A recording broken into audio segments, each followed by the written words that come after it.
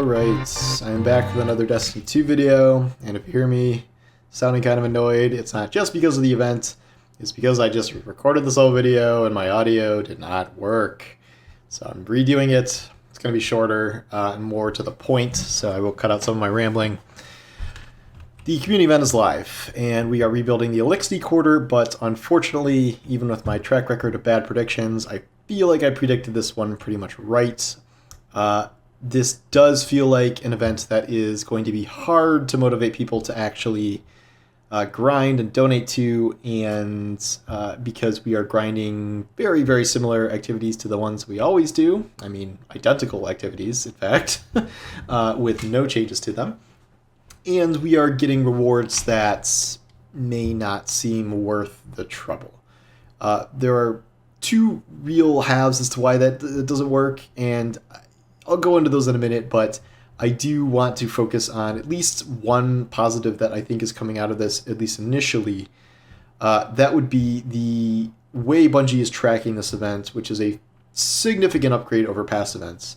Here we have a very clear reward track of what we get and how much it takes to get them. So we have personal goals to work toward, we have personal tracking, and then we have community goals. And this is like rebuilding different aspects of the Elixir quarter, but also you unlock different things as you play, including the ability to get more of these little box things. And it's good because, you know, previously we've had these community events where like they just randomly would tweet maybe like how we're doing every so often, so we had no real way to track it. This is something that has a very significant in-game tracker and is not as nebulous as, say, the banners going up and down in Guardian games. It is just hard numbers, and I don't know how pacing is going to turn out. I think it's okay so far. 7 million in like 2.5 hours, and the first goal is 40 million.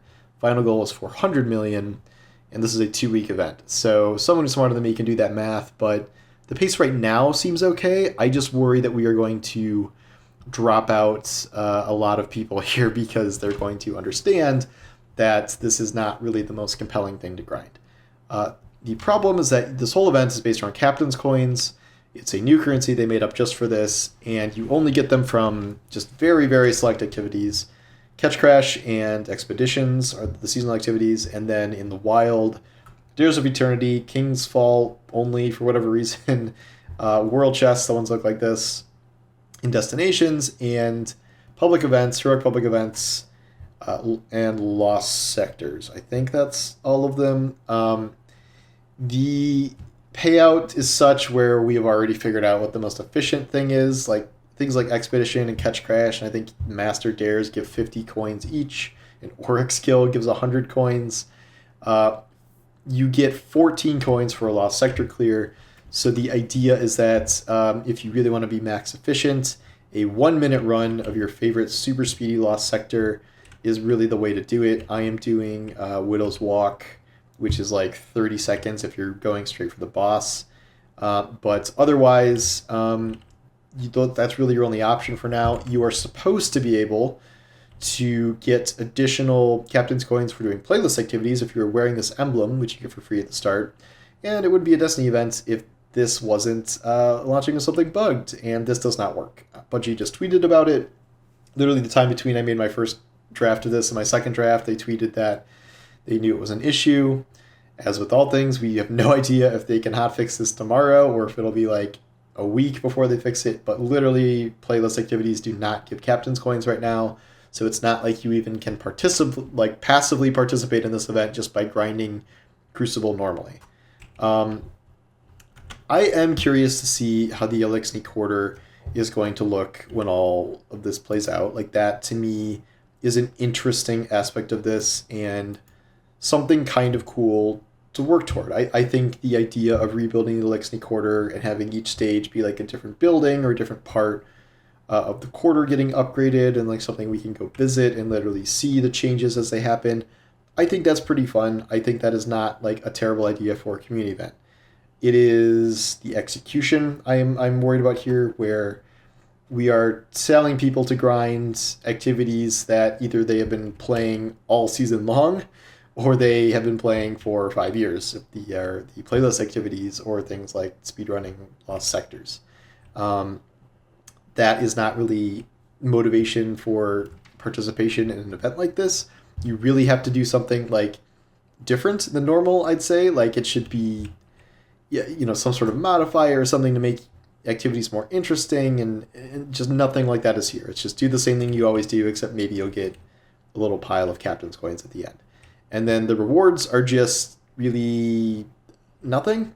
In terms of like actual stuff to benefit you, maybe the most valuable thing are deep sight weapons from those little boxes, and some bright dust, though I'm not sure how much. They are not guaranteed to be seasonal deep sight weapons. They can be, but you can get random ones.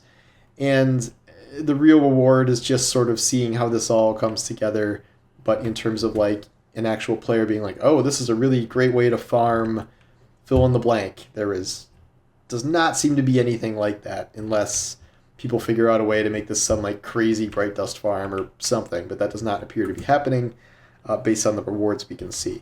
So I don't think that a lot of people are really going to vibe with this event. People have been talking about seasonal burnout like all, the past month and a half already. Past seasons, but this season especially, I feel like burnout is hitting people even harder. And this is just such a very limited pool of activities you can even do, given that the playlists are bugged. Although not that, if the playlists were online, not that that even solves the problem either. So Bungie's kind of in a damned if you do, damned if you don't situation, because the alternative to this is nothing. There could have just been nothing during these 2 weeks, and next week we'd have a cutscene and that'd be the end.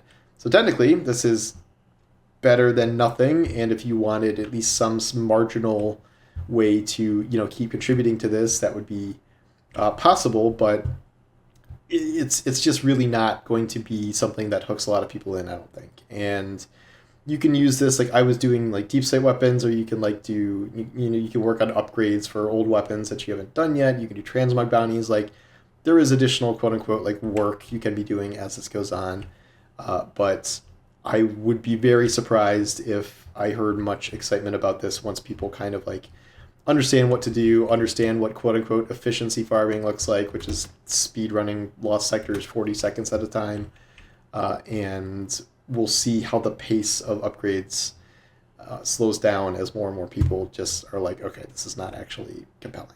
I want to see how this looks when this is all done. I think that aspect will be cool. Hopefully, I'm hoping it is like really, really, really transformed to make this worth it, and I hope it has some purpose that it serves at the end, rather than just looking pretty and then getting sunset the season after next with Lightfall. So we'll have to see. There could be some crazy surprises in here, something, but it does not really seem to be the case right now, and we're kind of stuck with what we got. So anyway, let me know what you think, and I will post some updates when things start being built. And I think the first stage is clear away debris, so not sure how exciting that's going to be. And I hope that poor Insurrection Prime over here doesn't get cleared away and can get like possessed by Rasputin or Telesto or something. That would be more interesting. But I wonder if the Fortnite battle bus will stay, or if we're going to get rid of that too. Anyway, that's it. This is the thing. Go do the thing. Have fun. Bye.